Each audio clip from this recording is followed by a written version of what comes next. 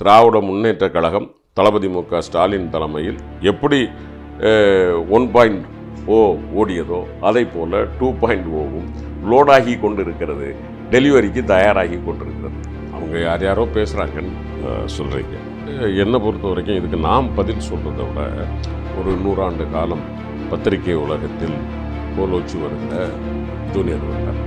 அதில் ஒரு கேள்வி, தேர்தலுக்கு பிறகு ஸ்டாலின் கொடைக்கானல், உதயநிதி வெளிநாட்டுக்கும் சென்று விட்டார்கள், விஜய் அப்படி போகவில்லை. அதுக்கு அவருக்கு தேர்தல் முடிவுகளுக்கு பின்னர் செல்லலாம் என்று இருக்கிறாரோ? ஒரு மனநோய் இருக்கும் தம்பி. தன்னை சுற்றி தான் இந்த உலகம். அது குறிப்பாக சாமானிய தலைவர்களுக்கு வராது. அரசியலில் இருந்து படித்து மேலே வர்ற அரசியல் தலைவர்களுக்கு இருக்காது. இந்த சினிமா உலகம் இருக்குல்ல, அது ஒரு மாயை. அவங்ககிட்ட கதை சொல்லும் போதே எல்லா கதையும் அவங்கள சுற்றி தான் நடக்கும், ஹீரோவை சுற்றி தான் நடக்கும். அந்த மாதிரி ஒரு பார்வை. 85-80% கிறிஸ்டியன்ஸ், 20% முஸ்லீம்ஸ், அப்புறம் 100% இளைஞர்கள், இது எல்லாம் போட்டிருக்காங்க. அப்படின்னா கடலில் கொண்டு போட்டிருக்கலாமே தவிர எனக்கு தெரிஞ்சு எலக்ட்ரானிக் ஓட்டிங் மிஷினில் போட்ட மாதிரி எனக்கு தெரியும்.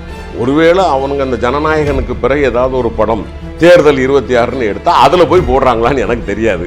பட் யதார்த்தத்தில் மக்கள் அப்படி யாரும் வாக்களிக்கவில்லை. இது இந்த 4ஆம் தேதி வரைக்கும் இப்படி தான் போவோம். 4ஆம் தேதி 10 மணி வரைக்கும் இது இப்படி தான் பேசிக்கிட்டு இருப்பாங்க.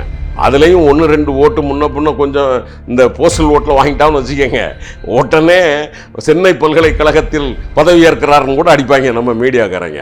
இப்படி சத்ரு சம்ஹார பூஜையை தந்தை பெரியாருக்கு எதிராக அந்த வைக்கம் போராட்டம் நடக்கும்போது அங்கே உள்ள ராசா நடத்தினார். அந்த ராசா பூஜை இருக்கு, தம்பிக்கிட்ட கவனமாக இருக்க சொல்கிறேன். ஏன்னா இந்த பூசை நடத்துகிறவனும் ஒன்றை கொளுத்துறதுக்கு நடத்துகிறாங்களா எங்களுக்கு நடத்துகிறாங்களான்னு தெரியாது. ஏன்னா உனக்கு பூசை தெரியாது. இந்த சம்ஹார பூசையெல்லாம் சில நேரத்தில் சமாச்சாரம் ஆகி போயிடும், கவனமாக. லிபர்டி தமிழ் நேயர்களுக்கு வணக்கம். இன்றைய நேர்காணலில் நான் சந்திக்க இருப்பவர் திமுக செய்தி தொடர்பு செயலாளரும் மாநிலங்களவை உறுப்பினருமான பேராசிரியர் திரு கான்ஸ்டன்டைன் ரவீந்திரன் அவர்கள். வணக்கம் சார். வணக்கம். வாக்கு எண்ணிக்கைக்கு இன்னும் 4 நாட்கள் தான் இருக்குது. அதுக்குள்ளே சமூக வலைதளங்களில் தாவேக தொண்டர்கள் அடுத்த ஆட்சி அமைக்க போவது விஜய் தான், ஏன்னா வாக்கு சதவீதம் அதிகரிச்சிருக்கு அப்படின்னு சொல்கிறாங்க. 200க்கும் மேற்பட்ட இடங்களில் அவங்க ஜெயிப்பாங்கன்னு ஒரு கருத்து சொல்கிறாங்க. இன்னொரு புறத்தில் இப்போ திமுக 2006 எப்படி ஒரு நடிகர் வரும்பொழுது ஒரு தாக்கம் ஏற்படுது, அதுபோல் தான் ஏற்படுன்னு சொல்கிறாங்க. இன்னொரு தரப்பு 2011 திமுக எதிர்க்கட்சியாக கூட வர இயலாமல் போனது போல் ஒரு நிலை ஏற்படும் அப்படின்னு சொல்கிறாங்க. உங்களுடைய பார்வை என்ன சார்? இந்த தேர்தலுடைய முடிவுகள் எப்படி இருக்குன்னு பார்க்குறீங்க? அதாவது இப்போ அவங்க யாரோ பேசுகிறாங்கன்னு சொல்கிறீங்க. என்னை பொறுத்த வரைக்கும் இதுக்கு நாம் பதில் சொல்கிறத விட பொதுவான ஒரு 100 ஆண்டு காலம் பத்திரிகை உலகத்தில் கோலோச்சி வருகிற ஜூனியர் விகடன், தேதி 3/5/2026, 3/5/2026. அதில் ஒரு கேள்வி ஆதம்னு ஒருத்தர் கேட்டிருக்கார். தேர்தலுக்கு பிறகு ஸ்டாலின் கொடைக்கானலுக்கும், உதயநிதி வெளிநாட்டுக்கும் சென்று விட்டார்கள், விஜய் அப்படி போகவில்லையே. அதுக்கு அவருக்கு தேர்தல் முடிவுகளுக்கு பின்னர் செல்லலாம் என்றிருக்கிறாரோ? கேள்வி, கடைசி கேள்வி. யார் வேணாலும் ஜூனியர். இதுக்கு என்ன அர்த்தம்?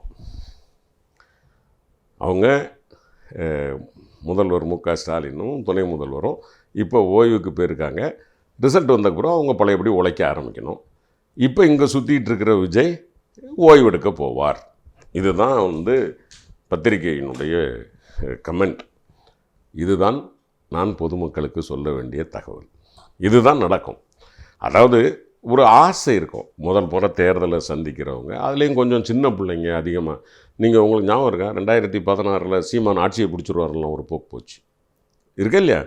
இதே ட்ரெண்ட் ஓட்டுனாங்க. அப்படியாக்கும் இப்படியாக்கும் ஆச்சாக்கும் போச்சாக்கும். என்ன நடந்துச்சு? ஒவ்வொரு முறை வரும் பொழுதும் இப்படி ஒரு சீன் கட்டி அமைக்கப்படும். இதுதான் இப்படி தான் அப்படின்னு. இப்போ நீங்கள் நல்ல வேளை 2006 கேட்டீங்க. 2006 அதாவது என்னமோ திமுக பெருசாக பின்னடைவை சந்தித்து விட்டது அப்படிங்கிற மாதிரி. இது எலெக்ஷன் கமிஷனுடைய வெப்சைட். அதில் நாங்கள் அன்னைக்கு வாங்கியிருக்கிறது 44.75% ஓட்டு நாங்கள் வாங்கியிருக்கிறோம். ஜெயலலிதா அம்மையார் தலைமையில் அவங்க 39% வாங்கியிருக்காங்க. இதில் என்னென்னா தம்பி பிரச்சனை என்ன அப்படின்னா, நாங்கள் போட்டியிட்டதே 128 தொகுதி, காங்கிரஸ் 48, பாட்டாளி மக்கள் கட்சி 31, வரதராஜன் அவர்கள் தலைமையிலான மார்க்சிஸ்ட் கம்யூனிஸ்ட் 13, தாப்பாண்டியன் தலைமையில் 10, இது இல்லாமல் 4 சின்ன கட்சிகள். அப்போ நாங்கள் போட்டியிட்ட தொகுதியே வெறும் 128 தான். அதுக்கு இல்லை, அதில் நாங்கள் 98 ஜெயிச்சிருக்கோம். ஓகே, மொத்தம் எங்கள் கூட்டணி ஜெயிச்சது எத்தனை அப்படின்னு பார்த்தீங்கன்னா 164 இடம், 165, அந்த இன்னொரு சிம்பளையும் 165 இடம். இது என்ன குறைஞ்சா போச்சு? 165 இடம் திமுக கூட்டணி ஜெயிச்சுது.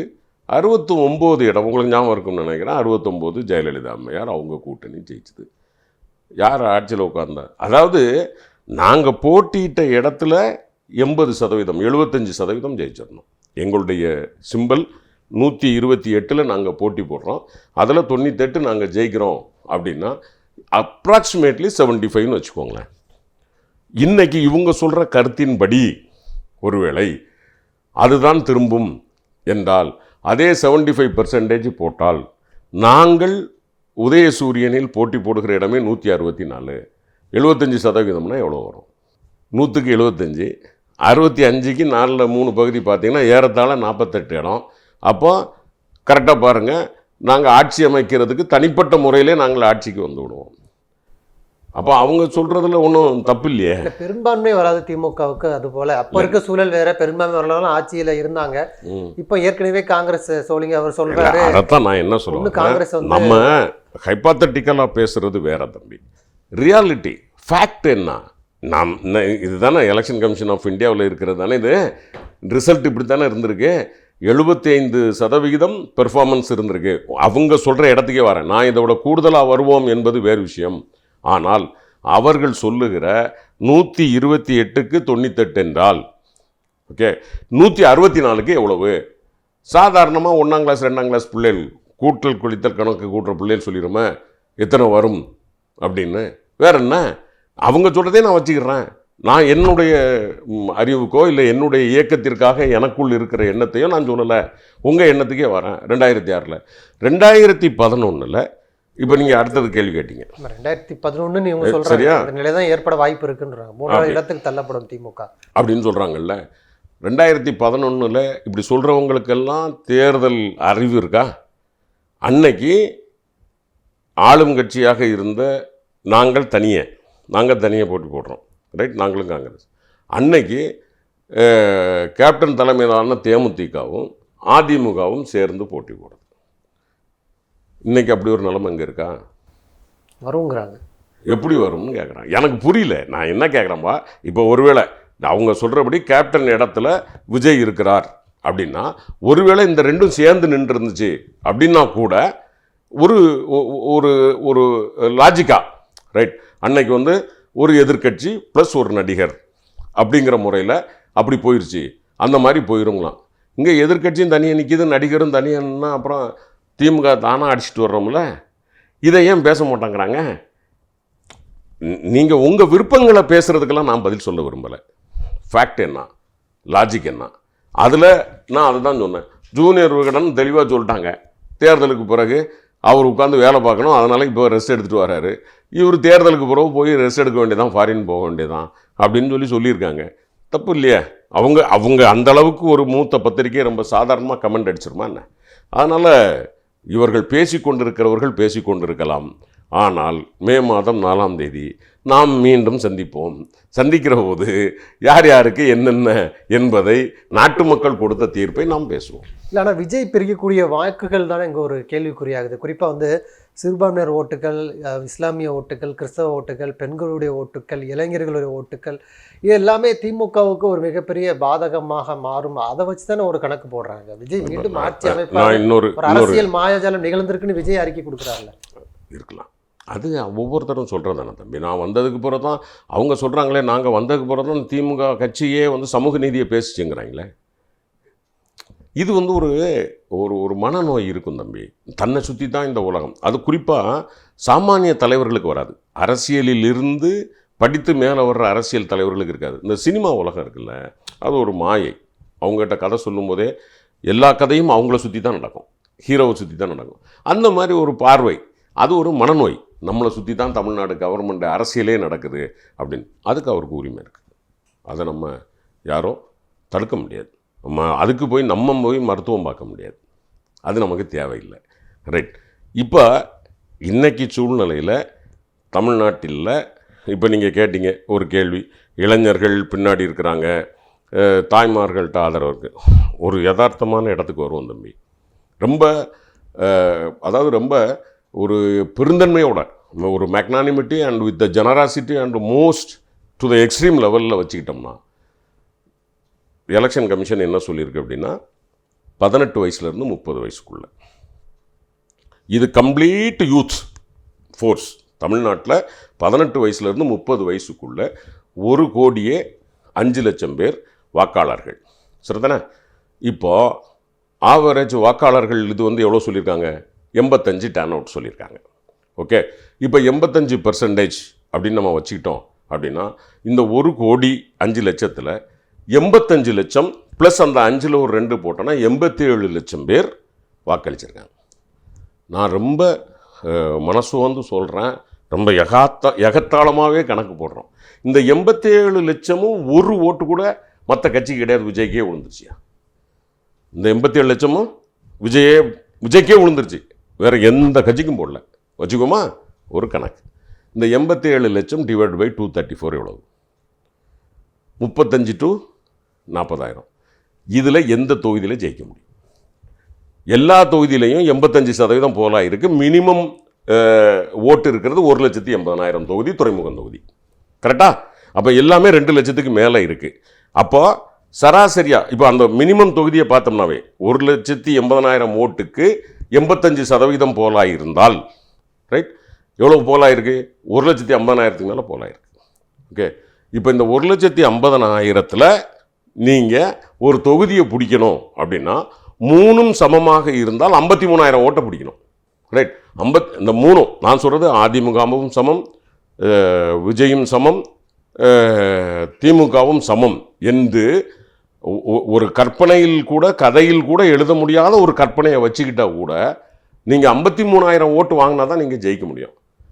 நான் மொத்தமாக கொடுத்து பார்த்தாலே அங்கே 35,000க்கு மேலே எந்திரிக்கலையே. 80% கிறிஸ்தவர்கள் ஓட்டு போட்டிருக்காங்க, 20% இஸ்லாமியர்கள் ஓட்டு போட்டிருக்கிறாங்க.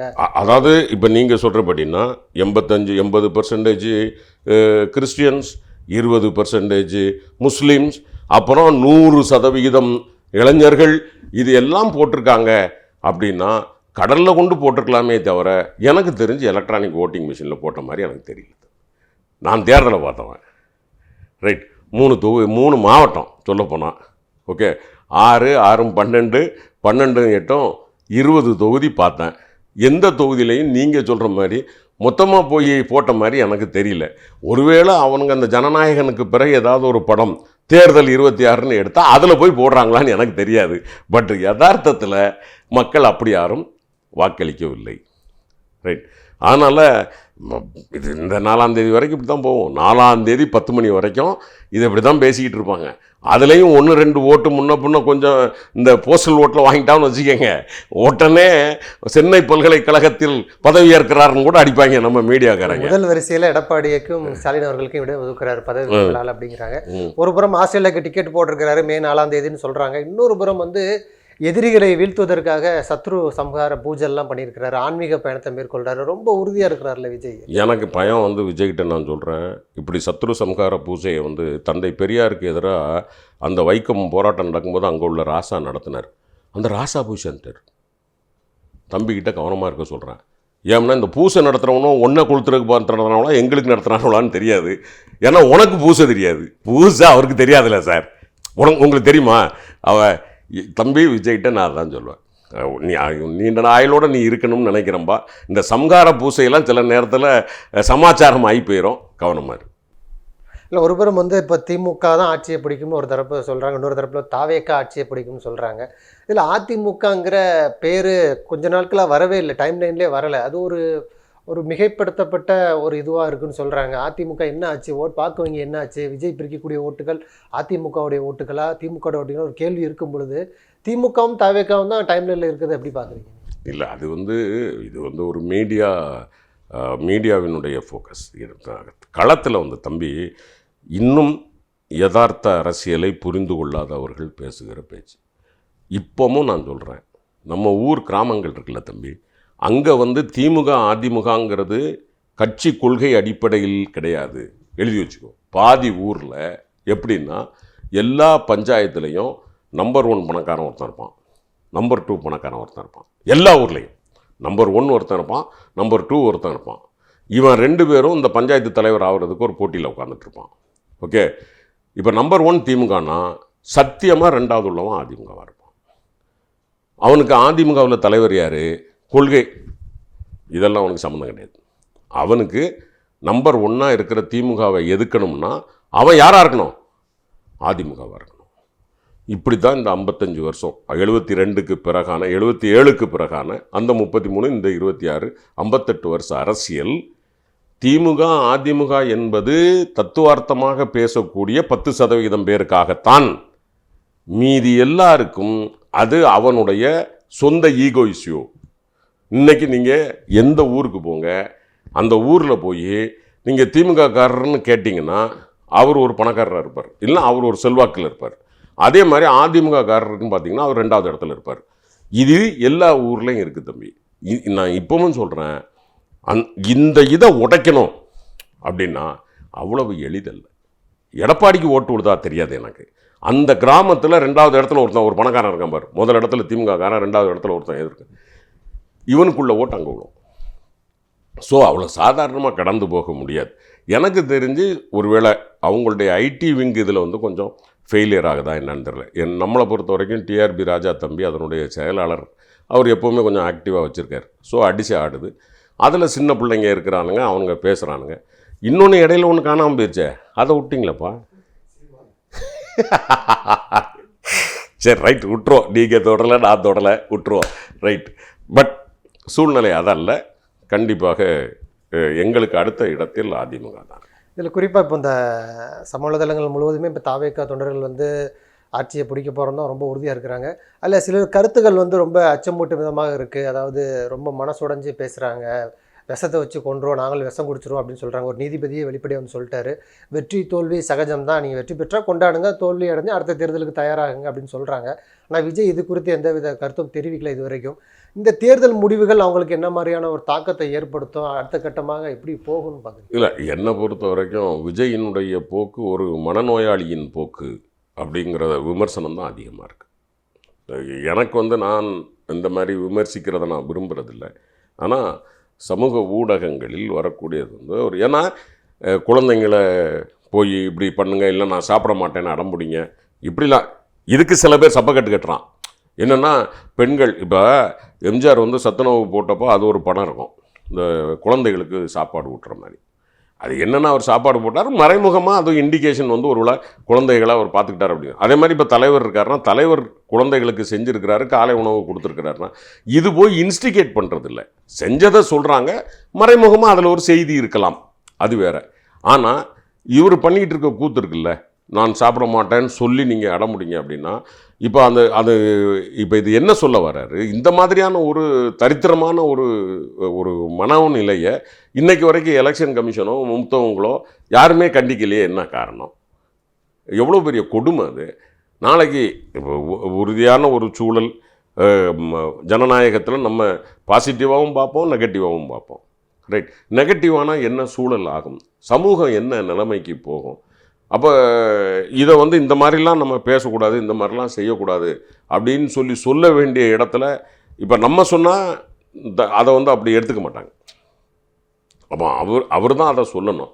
அவர் இதை ஒரு பொருட்டாகவே நினச்ச மாதிரி தெரியலையே. அவர் நம்ம அவரை யமதூதன் வாடகைக்கு எடுத்த மாதிரிலாம் தெரிகிறாரு அவர், கரூரில் ஆரம்பித்து.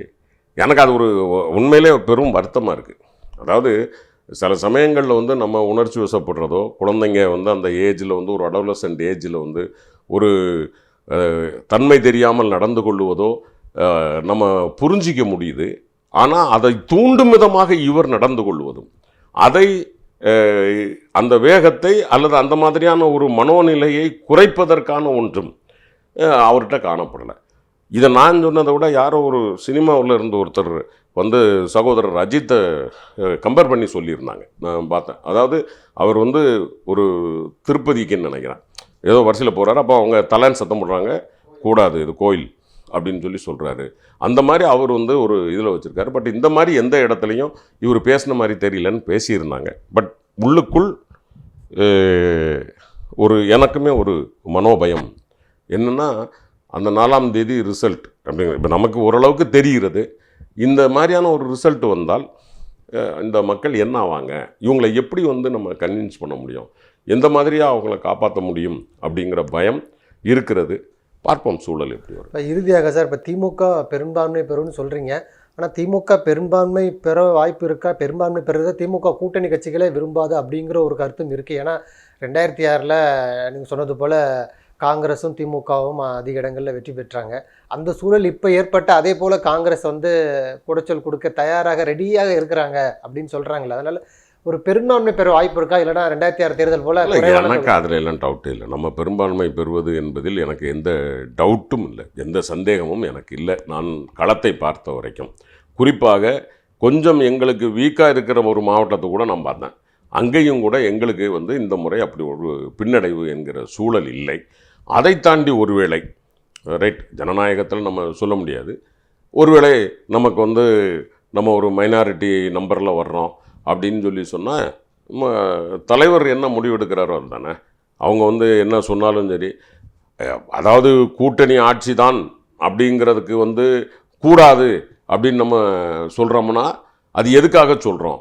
மக்கள் அதை விரும்புவதில்லை என்பதால் சொல்லுகிறோம். அதற்கு மேலே சூழல் என்ன முடிவு செய்கிறதோ அதை தலைவர் முடிவு செய்வார். ஆனால் நான் உறுதியாக நம்புகிறேன், அந்த சூழல் இன்றைய சூழலில் இல்லை. எனவே திராவிட முன்னேற்ற கழகம் தளபதி மு.க. ஸ்டாலின் தலைமையில் எப்படி 1.0 ஓடியதோ அதை போல் 2.0வும் லோடாகி கொண்டு இருக்கிறது, டெலிவரிக்கு தயாராகி கொண்டிருக்கிறது. எனவே அதில் எந்த மாற்று கருத்தும் இல்லை. பார்ப்போம். நன்றி சார். நிறைய நல்ல தகவல்களை நேயர்களுக்கு சொல்லியிருக்கீங்க. உங்களுடைய நேரத்துக்கு மிக்க நன்றி சார். மிக்க நன்றி. உங்களுக்கும் லிபர்ட்டி தொலைக்காட்சி நேயர்களுக்கும் மனமார்ந்த வாழ்த்துக்கள். அதிலே பல பேர் பல நேரங்களில் வாழ்த்துக்கள் சொல்லியிருந்தார்கள். அவர்களுக்கு சிறப்பான நன்றிகள்.